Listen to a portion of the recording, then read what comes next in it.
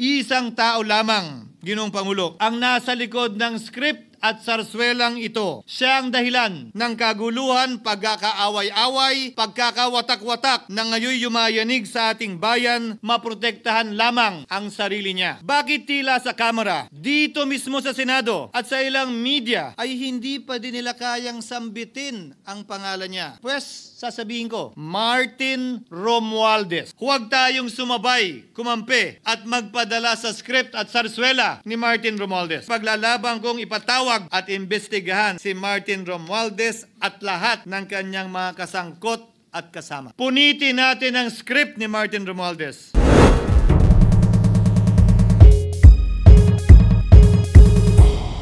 Yes, the gentleman from Sorsogon, Senator Francis Escudero, is recognized.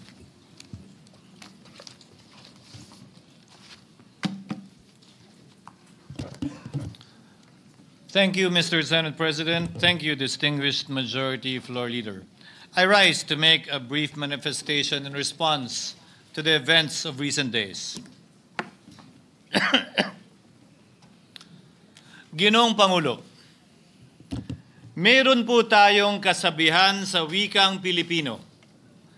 Kapag nagturo ka ng daliri sa iba, may tatlong daliri na nakaturo palagi pabalik sa iyo.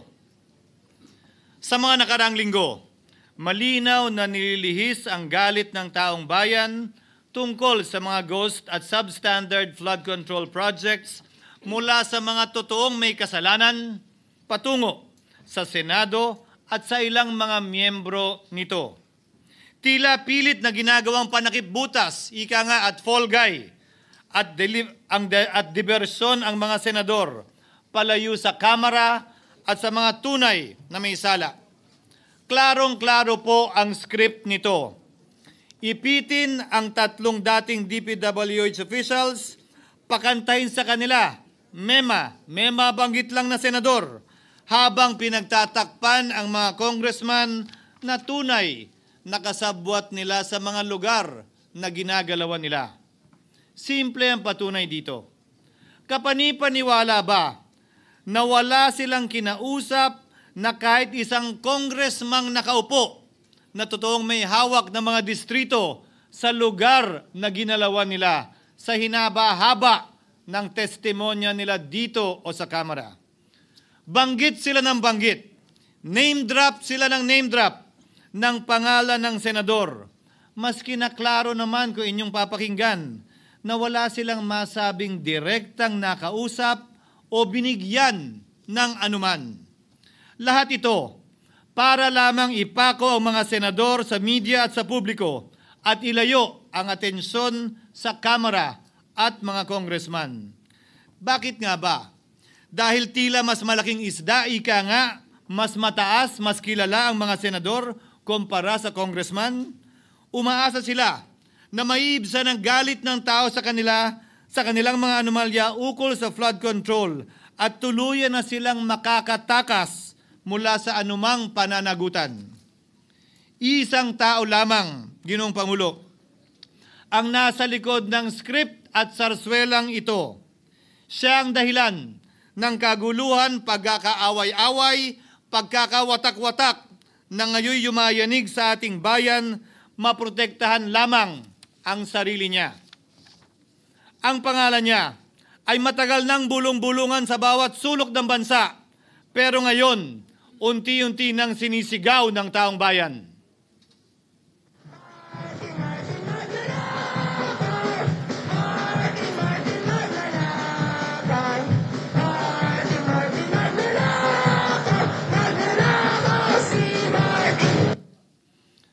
Pero Ginoong Pangulo, minamahal kong kasamahan, bakit tila sa Kamara, dito mismo sa Senado at sa ilang media ay hindi pa din nila kayang sambitin ang pangalan niya?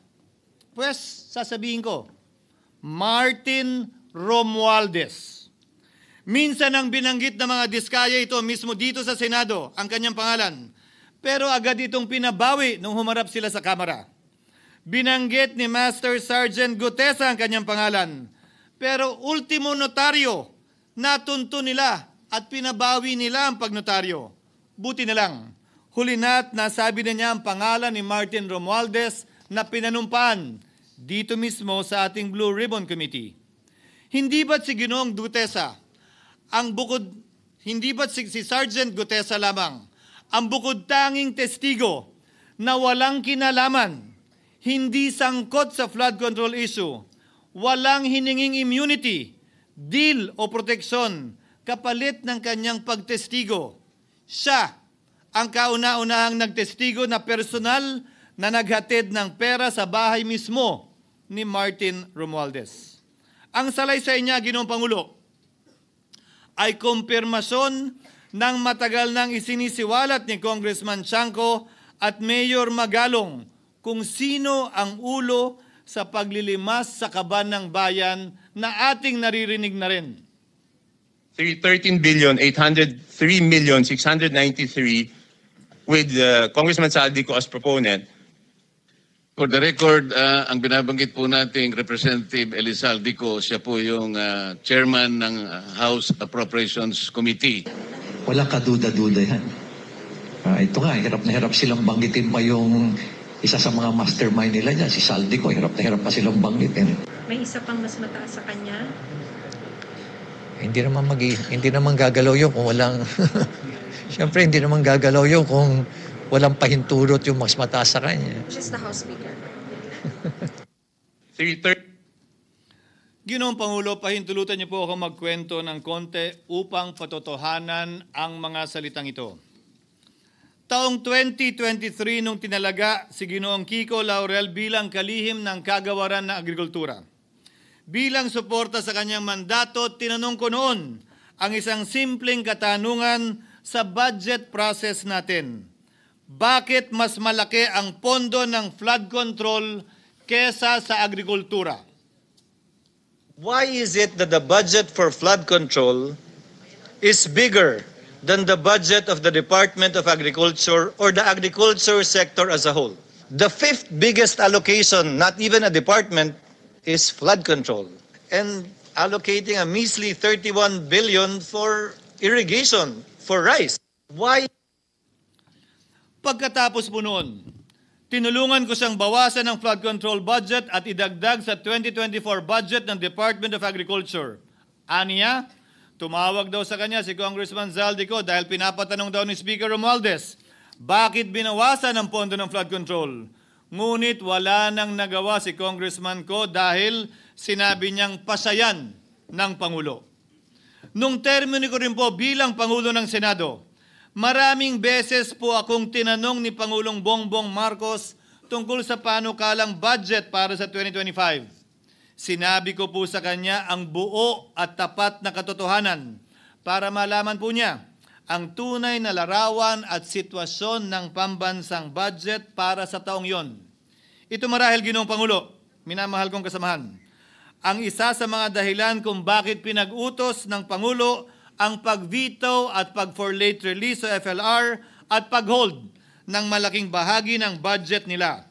Marahil, isa rin ito sa mga dahilan kung bakit ninais ng Pangulo na matanggal si Congressman Zaldico bilang chairman ng House Committee on Appropriations dahil sa mga inilahad ko at marahil na-discover din ng Pangulo kaugnay sa 2025 budget. Hindi malayo, Ginoong Pangulo, na naganap din ang mga ito noong 2023, 2024 at mga nauna pang budget kung saan napakaraming ghost at substandard projects ayon kay Secretary Vince Dizon at ayon mismo sa talumpati ng ating kasamahan na si Senator Ping Lacson. Ngunit marahil ay walang naglakas loob na sabihin ng katotohanan kay Pangulong Marcos o magsumbong sa kanya kaugnay sa ilang mga bagay na ito bago ako. Nais ko din pong kumpirmahin ang sinabi ni Congressman Toby Chanco na ang pag-file ng impeachment complaint laban kay Vice President Sara Duterte ginamit na paraan ni Speaker Romualdez para mag-release ng pondo nila na naka-FLR or for late release bago mag-eleksyon. Maski na alam po niya na hindi po ito kayang talakayin ng Senado hanggang sa Hunyo pa mula nung simula. Ulitin ko, ginamit ni Martin Romualdez ang FLR at ang pangalan ng Pangulong Marcos upang itulak ang kanilang unconstitutional na impeachment complaint. Sabi nila, pumirma kayo dahil kung hindi lalabas ang pondo nyo na naka-FLR bago mag-eleksyon. Subalit, Ginoong Pangulo, hindi ito umubra. Hindi ito umubra dahil tinanggihan ito ni PBBM. Sinabi niyang walang ganyang uri ng usapan at sinabi niyang hindi niya gagawin yon. Kaya't hanggang ngayon, nananatili pa rin for late release ang mga questionableng pondo nila. And that is why, Mr. President, distinguished colleagues, at the height of the impeachment controversy and amidst the passion of some sectors to remove the Vice President at all costs, I urged prudence and level-headedness because I knew that greed and not accountability was the reason behind it. In the end, Mr. President, the Supreme Court vindicated us. The Supreme Court vindicated us by saying, among others, quote, "There is a right way to do the right thing at the right time. This is what the rule of just law means." Close quotations. Ginoong Pangulo, sinisi po sa akin ni Speaker Romualdez ang pagkakatanggal kay Congressman Zaldico. Sinisi po niya sa akin ang pag-FLR or for late release ng kanilang mga proyekto. Sinisi po niya sa akin ang pagkakadismiss ng impeachment complaint laban kay VP Sara na nakikita niyang makakatunggali niya sa susunod na halalan. Sinisi din niya po sa akin ang pagkakasira ng kanilang maitim na balakin sa 2025 budget na nagawa nila ng walang balakid na mga nagdaang taon. Ginoong Pangulo, naging tapat ako at ginawa ko lamang ang aking tungkulin. Kung ano ang tingin kong tama at nararapat para sa bansa at sa sambayanan. Subalit, sa kabila po nito, nagsimula na ang lahat ng bira, paninira at kaso laban sa akin at sa Senado. At ang nasa likod ng lahat ng ito, walang iba kung hindi si Martin Romualdez. Ika nga ni Mayor Magalong na ngayon lamang nakita ko sinisiraan na rin ngayon. Bakit ko ba nilabanan at binisto sila Speaker Romualdez mula noon hanggang ngayon kung kasabwat at kasapakat lang din nila ako? Hindi ko po gagawin yon. Lalabanan ko ba yung anlalakas na yan, sila Speaker? Lalabanan ko ba yung mga mayayaman na yan? Kung ako'y bulok, I fought for what is right. Ano nga ba ang ginawa nila sa akin? Una, hinalungkat ang isyu ng campaign contribution na tinanggap ko mula sa isang individual na may-ari ng kumpanyang nakakuha ng kontrata sa gobyerno. Inipit niya ang budget ng COMELEC sa Kamara dahil dito at binusisi ang di umano kaso kong ito. Subalit, Ginoong Pangulo, tulad ng sinabi ko sa simula ng aking talumpati, kapag ka nagturo ka ng daliri kanino man, may tatlong daliring nakaturo pabalik palagi sa iyo. Anong nangyari? Hindi ba't biglang may lumabas na ulat ng PCIJ na ang dami naman palang opisyal, hindi lang senador, mas mataas pa ang tumanggap din ng ganung uri ng kontribusyon noong 2022 elections? Ang tanong ko ay simple. Kung legal at walang mali sa ginawa nila, edi dapat legal din at tama ang ginawa ko. Pero bakit ako lang ang iniimbestigahan tungkol dito? Higit pa doon, Ginoong Pangulo, hindi ba tayon kay Mayor Magalong merong 67 na miyembro ng Kamara na kontraktor? Ito po ay mga miyembro ng Kamara na may construction firm na nakakuha ng kontrata sa gobyerno. Kung bawal talaga ito, ibig sabihin ba niyan, bawal na nilang gastusin ang sarili nilang pera para sa kanilang sariling kandidatura? Bakit hindi din binubusisi yun? Bakit hindi inaalam yun? Ako lang talaga? Pangalawa, inintriga ni Martin Romualdez ang dating liderato ng Senado dahil sa pagkakaupo at pagdinig ni Senator Marcoleta sa Blue Ribbon Committee dahil marahil sa pananaw niya ay hindi siya safe kay Marcoleta. Ngunit, Ginoong Pangulo, sa hindi niya inaasahang pagkakataon, nung araw ding yun, nagsalita ang mga diskaya, pinangalanan ng 17 congressman na kasosyo niya, kabilang ang pagbanggit na naman ng pangalan ni Martin Romualdez. Karamihan sa mga kawani ng DPWH na nabanggit sa itaas ay paulit-ulit na binabanggit ang delivery ng pera ay para sa kay Saldico na dapat at least 25%. Si Kong Marvin Rillo naman ay ilang beses na binabanggit ang pangalan ni Speaker Martin Romualdez bilang kanyang malapit na kaibigan. Isa na naman po itong patunay, Ginoong Pangulo. Kapag ka nagturo ka ng daliri sa iba, may 3 daliring nakaturo pabalik sa iyo. Pangatlo, sa pagdinig ng Blue Ribbon Committee kung saan niname drop ako ni Yusek Bernardo, bagaman inamin niyang personal na mismo na hindi niya rekta kung nakausap o binigyan ng anuman, bigla namang tumestigo si retired Master Sergeant Gutesa at muling pinangalanan si Martin Romualdez na hinahatiran daw niya ng pera sa mismong bahay nito. Ang bawat malita ay may lamang humigit kumulang 48 million pesos. Kalimitang dinadala sa bahay ni Congressman Saldico, ibababa lamang namin ay 35 malita para i-deliver sa bahay ni House Speaker Martin Romualdez. Gamit ang script niya sa pagturo sa akin, ayan na naman. May 3 daliring nakaturo palagi pabalik sa kanya tuwing ginagawa niya yan. Ulitin ko po for the record, Ginoong Pangulo, ang sinabi ni retired Master Sergeant Gutesa. 35 maleta ng pera na naglalaman na mahigit kumulang 48 milyong piso bawat isa o kulang-kulang 1.7 billion pesos sa isang delivery. Ay di umano hinatid niya sa iba't ibang bahay, sa iba't ibang pagkakataon ni Martin Romualdez. Subalit, sa kabila ng lahat ng ito, hindi ba nakapagtataka? Bakit hindi sinasama si Martin Romualdez sa anumang investigasyon? DOJ man, NBI man, AMLAC man. No ako po ay pinuntahan, no ako po ay dumalo sa imbitasyon ng ICI bilang resource person, binanggit ko at tinanong ko din ito sa kanila. Ganito ba katindi ang kapangyarihang hawak ni Martin Romualdez? Na bagaman hindi siya speaker, tila the name that cannot be mentioned pa din siya at nagagawa pa din niya ang nais niya kaugnay sa isang mapamiling hustisya o selective justice. Halimbawa, bakit ang daming kondisyon bago ipasok ang mga diskaya na nagpangalan sa maraming congressman sa witness protection? Pero pag si Alcantara, Hernandez at Bernardo, walang ganong kaparehong kondisyon. Bakit hiniling agad ang freeze order di umano para sa asset ng mga name drop na senador? Pero maliban kay Congressman Zaldico na mukhang nilalaglag na nila, ni isang congressman walang request para sa freeze order. Pagdating naman kay Martin Romualdez na dineliveran ng bilyong piso sa bahay mismo niya, ang sabi ay, quote, "We will work on it lang."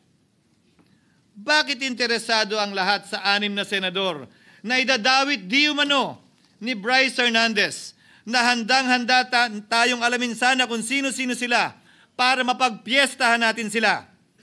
Pero nung sinabi ni Bryce na hindi pala senador, kung hindi kongresista lamang ang papangalanan niya, aba, biglang naglaho ng parang bula ang atensyon. Parang wala na nagtanong. Parang wala nang interes para alamin, sino-sino nga ba yung mga yan? Kung ako po yung tatanungin nyo, alam ko merong 6 na senador eh. May nagtatanong sa akin, bakit wala si Cheese?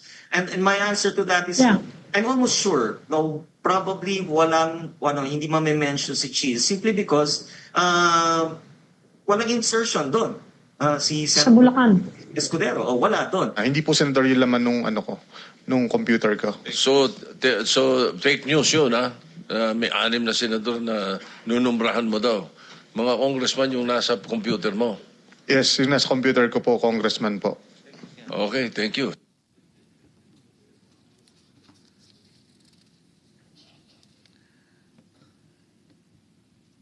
Nagkataon lang ba, Ginoong Pangulo, na ang mga nakaupong senador na dinidiinan sa ngayon ay ang dating Pangulo, dating pro tem, dating punong mayoriya ng Senado, na lahat nagkataon din lang ba na bumoto kontra sa depektibong impeachment ni Vice President Duterte o talagang tinumbok lang kami?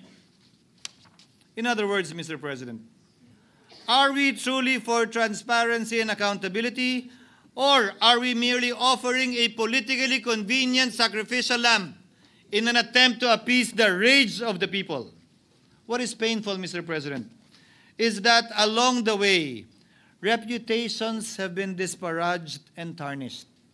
Innocent persons have been implicated, and the Senate is slowly but surely being destroyed. Nagkataon lang po ba na ang lahat ng ito o ito'y sumusunod sa isang script, direksyon at basbas ni Martin Romualdez? Sa kanyang script na naglalayong ilihis ang galit ng bayan mula sa kanya at sa mga kasabwat niya at ituro ito sa Senado at mga senador. Ginoong Pangulo, ang script at sarswelang ito ay di uubra dahil napakalayo po nito sa katotohanan. Napakasama sa panlasa at tinitiyak ko sa inyo, hindi po ito matatanggap at lulunukin ng sambayanang Pilipino. I've been in public service for 27 years. I've never been accused nor charged with corruption. This is the sterling record which they are trying to tear down, and I tell you, they will not succeed. I will defend myself, Mr. President, against these malicious and false allegations. In fact, I have already filed and will be filing necessary and appropriate charges against my accusers and prove them wrong. And with the help of the Almighty, I will be vindicated and declared innocent, I am sure. Kaya ko po ipagtanggol ang sarili ko, Ginoong Pangulo. Ngunit, Ginoong Pangulo, sino po ang nagtatanggol sa ating institusyon? Kaya't ang aking tanging hiling po sana sa inyo, Ginoong Pangulo, at sa ating mga kasamahan sa Senado. Labanan po ninyo at huwag niyong pahintulutang ang mapamiling hustisya na lantarang nangyayari sa harap natin ngayon. For what is happening now is selective justice and mob justice. Members of the Senate have been thrown off a cliff before the court of public opinion in an attempt to mollify the people's rage, thereby covering up the real perpetrators and giving them a chance to get away. Mr. President, I will not allow justice to be weaponized against the innocent to protect the guilty, because this corrodes the legitimacy of the law before our people's eyes. Wala pong naniniwala, bagkos lahat nagtatanong, bakit walang congressman nakasama sa investigasyon? But what about the other congressmen in Bulacan? Why haven't they been questioned? Called out, yeah. You think that they do not know what's going on? Ginoong Pangulo, mga minamahal kong kasamahan, huwag po tayong sumunod sa script ni Martin Romualdez. Labanan po natin ang script na ito. Pasagutin at imbestigahan lahat ng niname drop at nabanggit, congressman man, senador man at iba pang opisyal, at dapat kasama dito si Martin Romualdez. Ginoong Pangulo, hindi ba natin nakikita na pilit tayong pinag-aaway-away? Mayaman, mamamayan laban sa lingkod bayan, lokal laban sa nasyonal na opisyal, congressman laban sa kapwa congressman, at ngayon, senador laban sa kapwa senador, pamilya laban sa pamilya, Pilipino laban sa kapwa Pilipino. Ginoong Pangulo, tandaan po natin, mas madaling manipulahin at ang nag-aaway at nagkakawatak-watak na bansa. At ito ang eksaktong gusto nilang mangyari. Ito, sa aking paniniwala, ay bahagi pa din ng script at sarswela na nais palaganapin ni Martin Romualdez upang lituhin, guluhin, linlangin at sirain ang ating lipunan at bansa para lamang huwag siyang mabisto. Sana ay huwag nating payagang mangyari ito. Ginoong Pangulo, tulad ng sinabi ko sa simula ng aking talumpati, sa kada mapang-akusa at mapanghusgang daliri na ituturo ninyo sa inyong kapwa, lalo na kung walang basihan, merong 3 daliring palaging nakaturo sa iyo pabalik. Sana po, maging mapanuri tayo. Huwag dali-daling magturo at maghusga dahil lamang sa napakinggan. Huwag tayong sumabay, kumampi at magpadala sa script at sarswela ni Martin Romualdez. Kung kayo ay kakampi ni Martin Romualdez, pues sumunod kayo sa gusto nila. Una, maniwala kayo sa mga sinasabi ng testigo niya na nagtuturo lamang sa mga senador. Pangalawa, ibuhos niyo ang galit niyo sa Senado at ng mga senador at palayo kay Martin at sa mga congressman. Pangatlo, pagdudahan at sirain niyo si Sergeant Gutesa na bukod tanging hindi nakinabang at walang bahid at hiningi anumang kapalit sa pagsabi ng katotohanan.